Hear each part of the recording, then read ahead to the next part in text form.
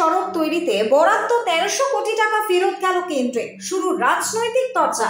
হিলি গাজল 512 জাতীয় সড়কের টাকা ফেরত যাওয়ার ঘটনায় রাজ্য সরকারের উপর ক্ষোভ উগরে দিলেন শিক্ষা এবং উত্তর পূর্বাঞ্চল উন্নয়ন প্রতিমন্ত্রী তথা বালুরঘাটের সাংসদ সুকান্ত মজুমদার।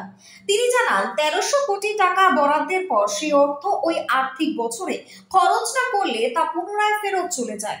রাজ্য সরকারের অসহযোগিতা এবং গাজল হিলি রুটের অ্যালাইনমেন্ট ঠিক না করে দেওয়ার দরুন 4 লাইনের কাজ সম্পন্ন হয়নি। রাজ্য সরকার সঠিকভাবে অ্যালাইনমেন্ট করে দিলে এবং সহযোগিতা করলে আগামী অর্থ বছরে আবারও টাকা পাওয়া যাবে।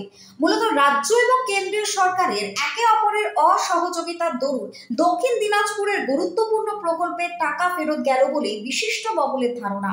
উন্নয়নের ক্ষেত্রে রাজ্য এবং কেন্দ্র সহমতের ভিত্তিতে কাজ করতে না পারলে উন্নয়ন যে অধরা থাকতে পারে তার অন্যতম দৃষ্টান্ত গাজল হিলি 512 নম্বর জাতীয় সড়ক।